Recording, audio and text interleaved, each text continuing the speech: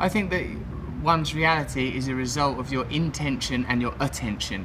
It's through spiritual practice that I've recognised that my own impermanence, my own irrelevance, the fact that I'm just a person shuffling through life, I ain't really no different now from when I was a little kid. And all I want really is that I don't want that feeling in my stomach that people are being treated badly. I don't want a feeling that people are being exploited. People need to live spiritual lives, all of us. I'm a person, and it's good to have access to the infinite consciousness that is available to all people, but through the five senses is delineated, keeping us trapped on a material plane. We think reality is what we can apportion through the limited instruments of the senses, but reality is of course far beyond that. Spiritual data, we don't have the correct instruments to receive it, and we live primarily in the realm of the senses.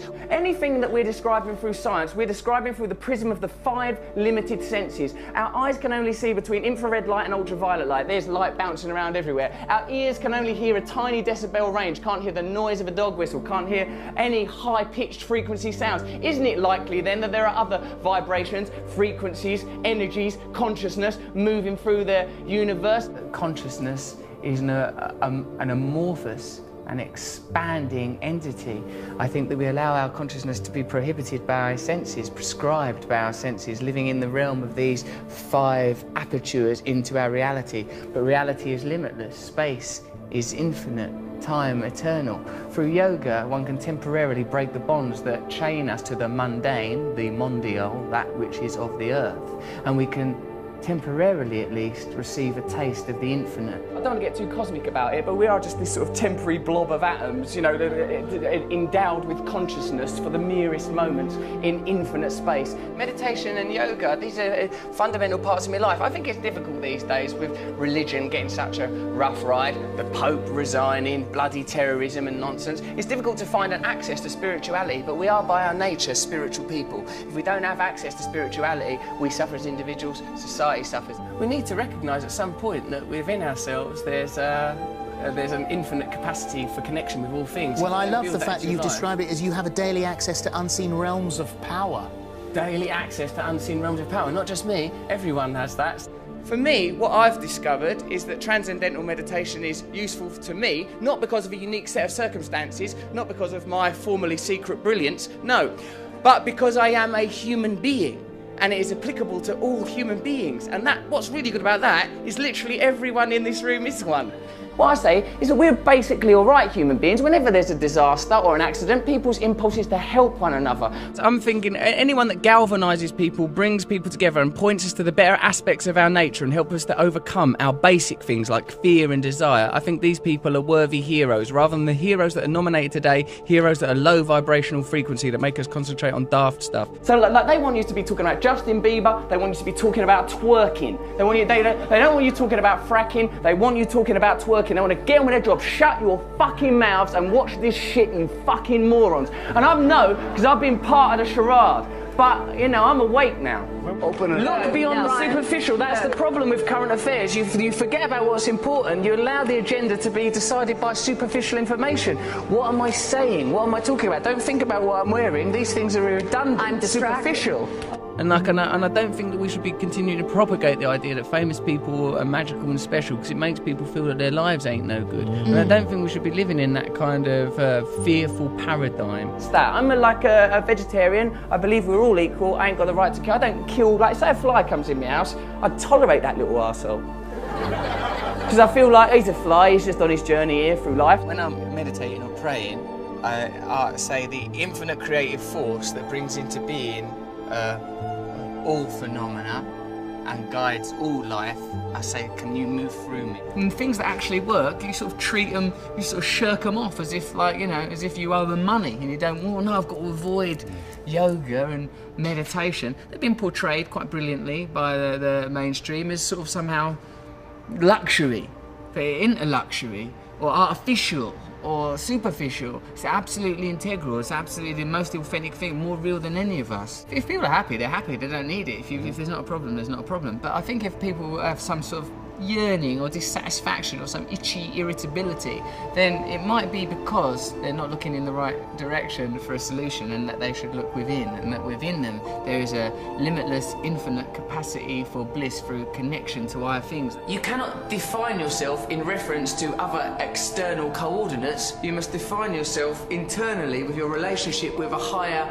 entity. Think of yourself as a manifestation of some higher thing, some higher frequency. This is the visible realization. And you know that because you can't see atoms, can you? And you certainly can't see the forces that hold atoms together.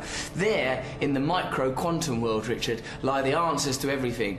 We can't understand it with our logical, rational minds, but we feel it intuitively. Get yourself in alignment with that stuff and you beam like the sun. The dead human ape has fulfilled its potential. The dead human ape has not evolved for the last 10,000 years. These are the achievements of the dead human ape. Now we must transform, become enlightened, so that we can access the next realm of consciousness necessary for our evolution. Right. So I think we elect to ignore the spiritual at our own, and it causes a deficit for ourselves and for our culture and for our planet. I think that we are too easy to identify ourselves as individuals. That idea is fortified daily through, as we said before, the stimulation of primal desires, that which anchor us to the self, and we ignore that we're here for such a short while, that we're all basically the same as one another, we're all connected to each other, and we have a collective responsibility to. Look, God is not something that's about thinking you're better than someone or a reason to have a war with someone. It's that within us, beneath and beyond our identity as human beings, driven by fear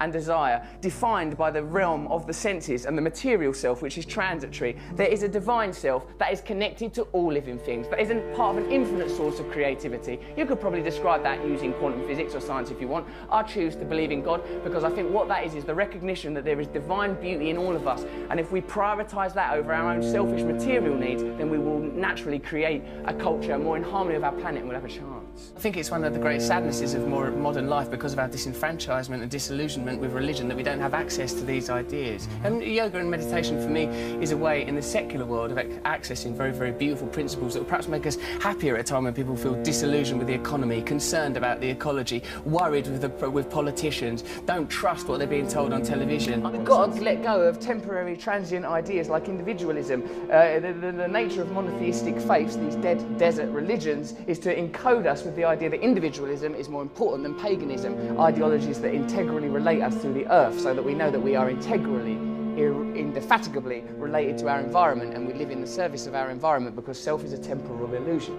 I suppose the ultimate truth is oneness, that this is a temporary illusion, that we are temporarily occupy these flesh puppets. We believe so much in our identities, we believe in our individualism, and I talk as a very sort of egotistical man. Look at my hair, look at these bracelets, look at these ridiculous boots. I'm a person who believes in the nature of my own individualism and my own identity, but on a deeper level I recognise that all these things are transient, and what's important and what's defining are the things that we all share: love, unity, togetherness. As long as we have cultural narratives that eschew these ideas, that suppress these ideas in favour of negative human traits, greed, selfishness, lust, as long as these ideas are promoted, we will exist in opposition to one another and will be exploitable by corporations that prey upon these negative facets of humanity. The line between good and evil runs not between cultures, religions or creeds, but through every human heart. So I recognise in myself the capacity for selfishness, for lustfulness, for egotism, and because I recognise these qualities in myself, I would prefer a culture that didn't celebrate, exacerbate, stimulate the most negative aspects of our species, inculcate them, reward them financially, till we get to a kind of a cultural hysteria where we're destroying the planet. The reality is there is one planet, there is a certain amount of people on the planet, there are a certain amount of resources on the planet. None of them things are going to last forever, so we need systems in place that acknowledge the reality, not systems that benefit elites, but systems that acknowledge the reality. People need to have access to the resources. Can't lie to people so that people in power can continue to augment and grow their own power and satisfaction while normal people are exploited. We need systems that get the resources to the people while respecting the planet. Any system that's detrimental to the planet or detrimental to the people because it helps one or two bods, fuck it off. We're allowed to do that, you know. We are creatures on a planet. We are mammals. Look at the faces of the people that we're being asked to vote for as leaders. Look at them. Look at them, feel it in your hearts. That ain't who's meant to be leading us. Happiness cannot forever be sustained like some glistening bauble. It's a transitory thing, like a butterfly alighting on Snow White's finger in that bit of Snow White. So, like, you know, I'm happy mostly. I'm happy mostly when I'm being nice to other people. Then I'm happy. You know, when they analyse the semantics consistently through mythology and theology of words like love, God, they find that the common theme, John, is union. That we just want to be connected to something higher. That can be another person, that could be God, that could be a relationship with nature, it could even be a relationship with West Ham United. I think the important thing is to have as the central tenet of your being love, compassion and tolerance. Everyone knows that.